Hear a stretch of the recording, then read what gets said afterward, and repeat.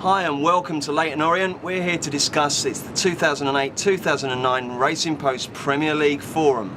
And with me this morning to discuss all the big issues at the top and bottom of the table, my two Racing Post colleagues Ian Wilkerson and Mark Langdon, Racing Post columnist and former legend who once scored 2 goals on this ground, he tells me, Tony Cascarino.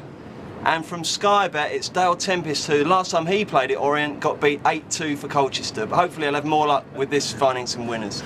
Ian, starting off, the big issue, who's going to win the Premiership this year? I think it will be Chelsea this year for a number of reasons. I think Deco's a good introduction for them. It'll bring them a little bit more craft that perhaps they might have been lacking in the past.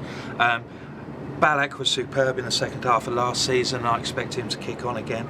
And Scolari, I'd like to take a risk that he might be able to get something out of Vanelka. Fair enough. Okay, Mark? Yeah, I totally agree, really. I just can't have Manchester United. I think it is a two-horse race, and United are struggling at the moment. There's no Ronaldo for 2 months if he stays. I see lack of depth up front. You look at like Rooney, he's injured at the start of the season. Tevez, not sure he's worth the money that they're talking about. And all you're left with then is Campbell. It's a bit short, really, for me. So I agree with Ian. Chelsea for me. Okay, Tony, what about you, mate? Oh dear. Chelsea. Are they back at the Chelsea team you played in? Yeah, that's that's a no-brainer, Bruce. I think what I would say, if you look at Chelsea last season, how many teams can get as close as they did to Man United and lose a manager, get a manager sacked? They had difficulties in the right-back area. That's been sorted out with the new right-back, the Portuguese full-back coming in, who's a real flyer. Essien can go back in the middle. I think they've got a luxury of talent there. I just look at them and I'm a bit like Mark. I feel that Man United, if they don't have Ronaldo, that's a big blow. Rooney looks like missing the start of the season with a virus.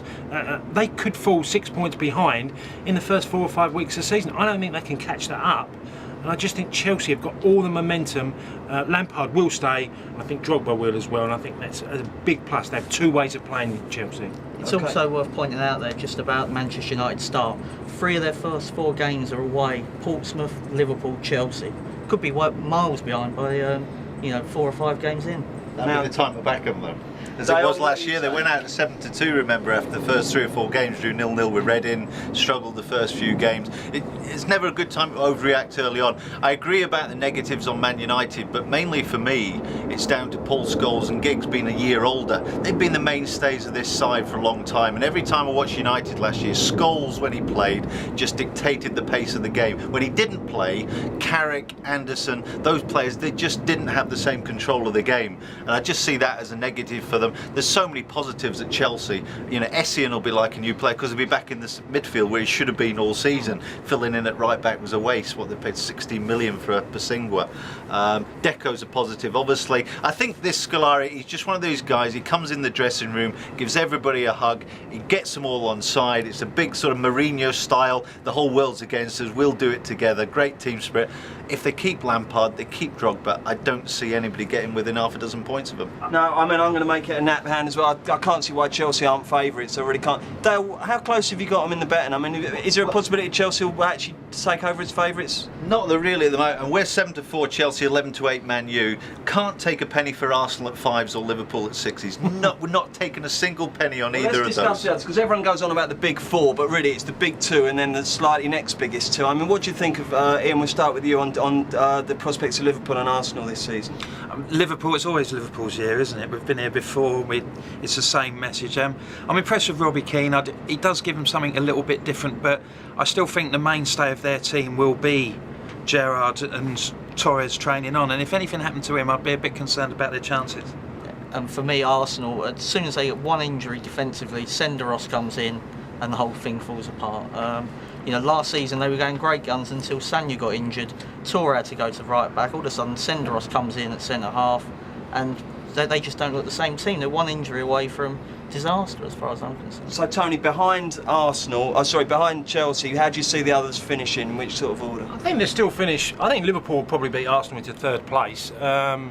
Arsenal, I don't think Almunia as a goalkeeper will get you through the season and make enough saves to get them points. I think the heart of their defence, Gallas is reportedly saying he's going to change. Well, he'll have to change dramatically from the player he was last year. Liverpool, one thing that concerns me about Liverpool, they've invested heavily in the Robbie Keane, which is a great buy. he spent big on wingers, which I think they're going to neglect next year. I think they're going to go away from wingers. They're going to go Robbie Keane, Cow, and probably Torres, and have a 3 that are very mobile. But they've got 2 fullbacks that I think are average. I don't like Liverpool's fullbacks, and I think that's where they'll fall a little bit short. But they'll still be there, but a bit like the boys, I think they'll be a long way away from the top 2. Okay, let's look at the other end of the table. Dale, everyone's saying that it's almost a given that Stoke and Hull will go down. Do you see it that way? And if you don't, who do you think will join them? Well, put it this way, our worst result, 1 to 3, we put up as Hull going down. Absolutely bundles, £8,000, 1 bet, 1 to 3. We're now 130 on. Stoke as well, backed off the boards. Everybody's taking those 2 as bankers to go down. I think outside of that, West Brom are the one that possibly could stay up. There's certain sides could go into free fall. I can't have Bolton. Don't like Bolton. I think they just keep buying more defenders. I think they're in for Danny Situ now, another defender. Kevin Davis, he's battling on his own up there, but they've lost Daj Diouf, who was probably one of their most creative players. He's obviously gone to Sunderland. What about Tony? Who would you have as your Bismarck, if you like? Touching on what Dale was saying about Bolton, they've got Johan Almanda from Toulouse, who I watched a lot of. He's a Lillian Lasland, and I promise you, when it gets tough, he goes missing. French league is far weaker. I'm just not convinced he will settle in at the way Bolton play. I look at Sunderland, I'm a bit worried about their buy-ins. I'm not sure about Shimonda. Tottenham reserves now, isn't it? Yeah, well, buy 3 of them, get 1 free on extra. But, Mark, who's your Bismarck? West Brom. I don't think they've got anything going forward, and they're rubbish defensively. I mean, I think people have anticipating Brazil turning up the way they talk about and playing football. They're just not good enough, in my opinion. They're the value for you. And Ian, who's going to go Bolton, down? I think.